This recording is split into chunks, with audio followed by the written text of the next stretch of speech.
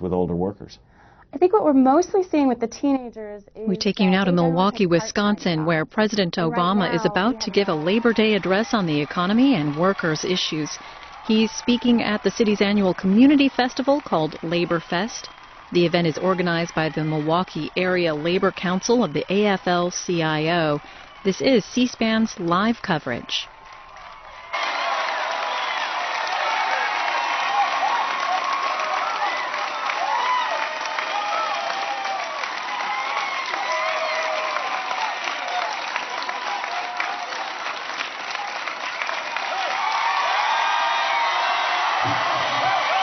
Hello, Milwaukee!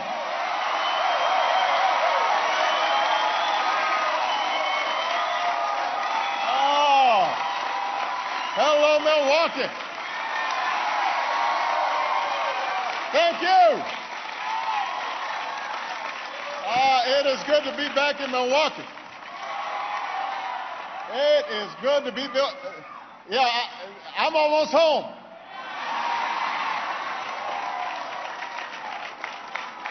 I just hop on the 94 and I'm home. Take it all the way to the south side. It is good to be here on such a beautiful day. Happy Labor Day, everybody.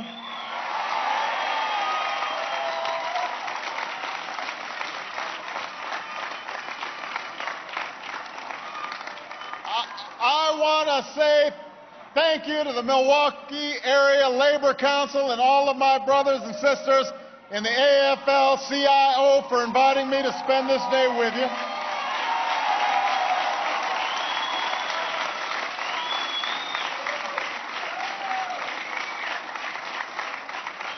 A day that belongs to the working men and women of America. I want to acknowledge your outstanding national president, a man who knows that a strong economy needs a strong labor movement, Rich Trumka.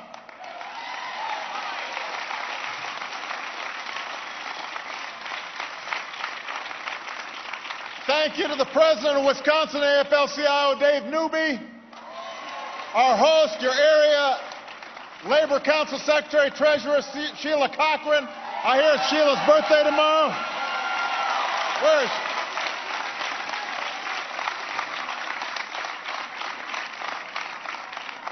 Happy birthday, Sheila. I'm proud to be here with our Secretary of Labor, a daughter of union members, Hilda Solis, and our Secretary of Transportation, Ray LaHood, is in the house.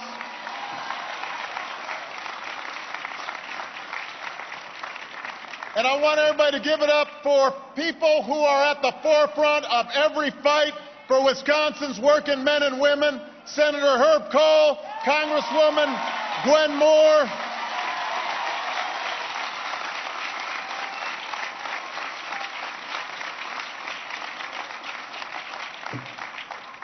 your outstanding mayor, and I believe soon to be outstanding Governor Tom Barrett's in the house.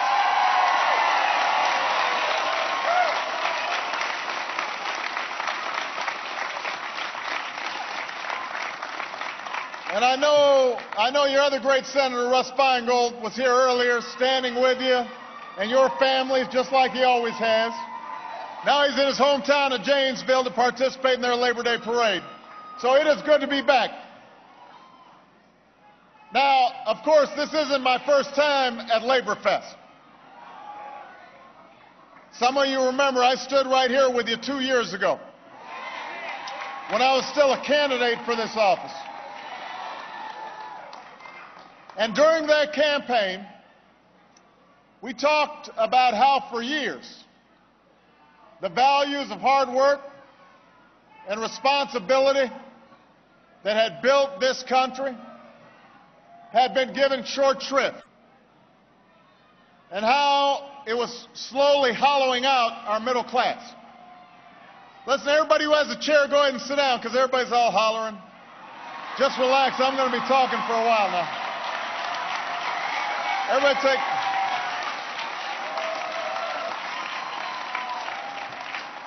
It's got a lot of hard-working people here. You deserve to sit down for a day. You've been on your feet all year working hard.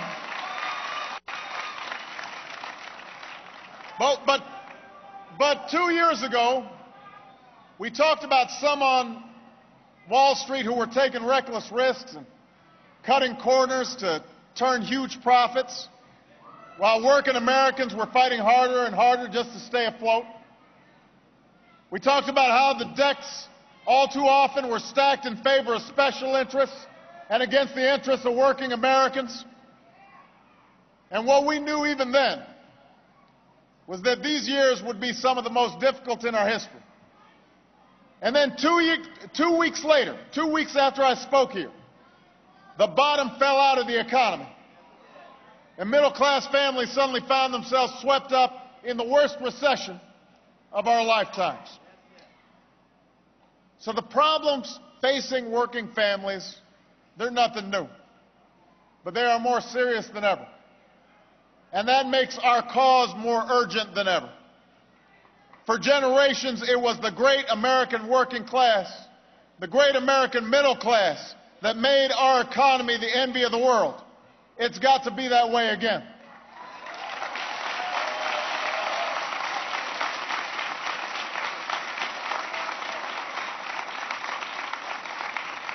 Milwaukee, it was folks like you that built this city. It was folks like you that built this state. It was folks like you who forged that middle class all across the nation. It was working men and women who made the 20th century the American century. It was the labor movement that helped secure so much of what we take for granted today.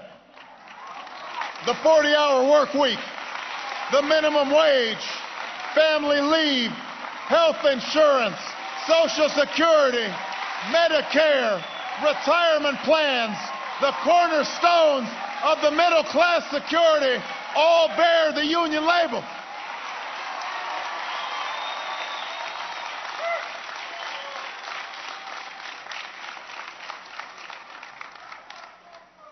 And it was that greatest generation that built America into the greatest force of prosperity and opportunity and freedom that the world has ever known. Americans like my grandfather, who went off to war just boys, and then returned home as men. And then they traded in one uniform and set of responsibilities for another. And Americans like my grandmother, who rolled up her sleeves and worked in a factory on the home front. And when the war was over, they studied under the GI Bill. And they bought a home under the FHA. And they raised families supported by good jobs that paid good wages with good benefits. It was through my grandparents' experience that I was brought up to believe that anything is possible in America. But Milwaukee, they also knew the feeling when opportunity is pulled out from under you. You know, they grew up during the Depression, so they'd tell me about seeing their fathers or their uncles losing jobs. How it wasn't just the loss of a paycheck that hurt so bad. It was the blow to their dignity, their sense of self-worth. I bet a lot of us have seen people who've been changed after a long bout of unemployment.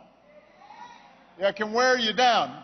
Even if you've got a strong spirit, if you're out of work for a long time, it can wear you down.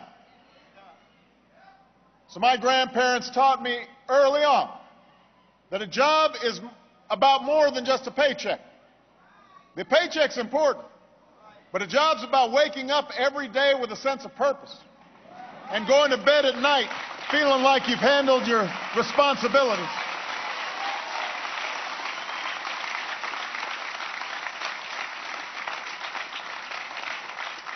It's about meeting your responsibilities to yourself and to your family and to your community. And I carried that lesson with me all those years ago when I got my start fighting for men and women on the south side of Chicago after their local steel plant shut down. And I carried that lesson with me through my time as a state senator and a U.S. senator, and I carry that lesson with me today.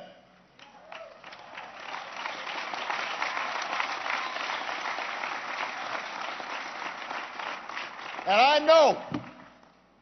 know that there are folks right here in this audience, folks right here in Milwaukee, and all across America who are going through these kinds of struggles. 8 million Americans lost their jobs in this recession.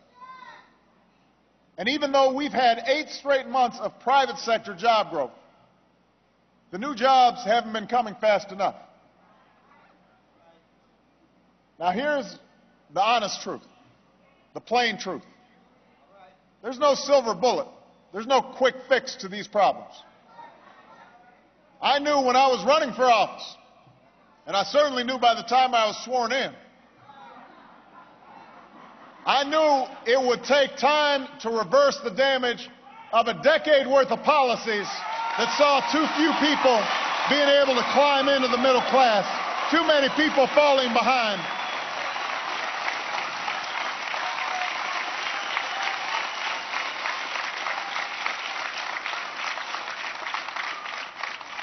We all knew this. We all knew that it would take more time than any of us want to dig ourselves out of this hole created by this economic crisis.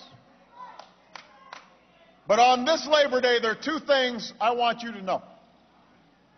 Number 1, I am going to keep fighting every single day, every single hour, every single minute to turn this economy around and put people back to work and renew the American dream, not just for your family, not just for all our families, but for future generations. That I can guarantee you.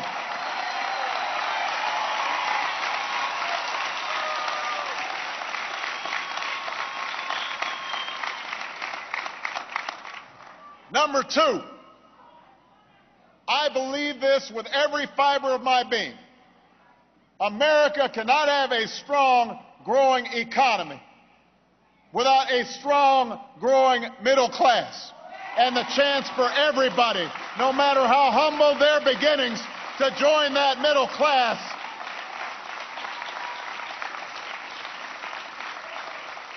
A middle class built on the idea that if you work hard, if you live up to your responsibilities, then you can get ahead. That you can enjoy some basic guarantees in life. A good job that pays a good wage. Health care that'll be there when you get sick. A secure retirement even if you're not rich. An education that'll give your children a better life than we had. These are simple ideas. These are American ideas. These are union ideas. That's what we're fighting for.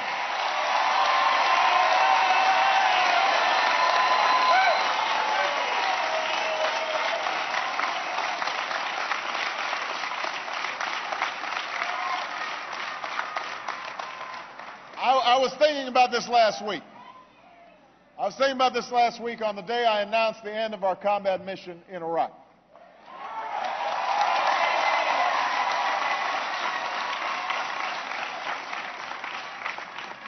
And I spent some time, as I often do, with our soldiers and our veterans.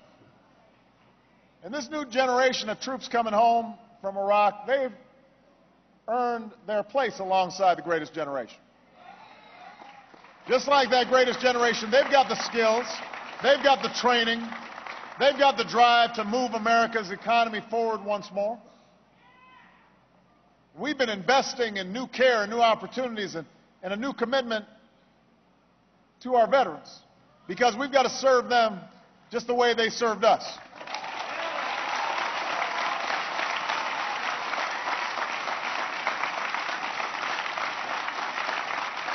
But Milwaukee, they're coming home to an economy hit by a recession deeper than anything we've seen since the 1930s. So the question is, how do we create the same kinds of middle-class opportunities for this generation as my grandparents' generation came home to? How do we build our economy on that same strong, stable foundation for growth?